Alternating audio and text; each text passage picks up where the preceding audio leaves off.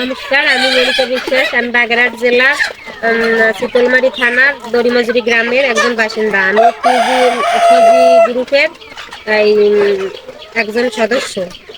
আমি প্রায় 5 বছর ধরে এই গ্রুপের সাথে আছি। এখান থেকে আমি প্রশিক্ষণ পাই। প্রশিক্ষণ পাওয়ার পরে আমার প্রথমে অল্প সংখ্যক মুরগি ছিল।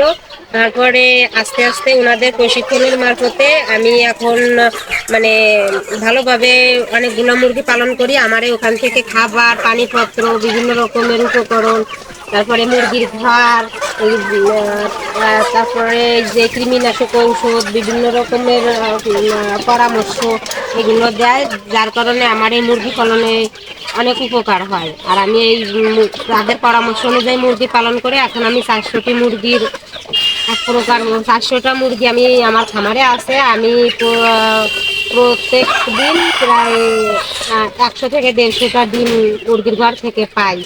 আর এছাড়াও আমি মাংস হিসাবেও মুরগি অনেক বিক্রি করি। এখন আমি আগের থেকে অনেক ভালো আছি। আমার ছেলেটাকে পড়াশুনো করাচ্ছি স্কুলে। আমি খুব ভালো পরিবেশে এখন আছি। আমার এখন অর্থনৈতিক কোনো সমস্যা নাই।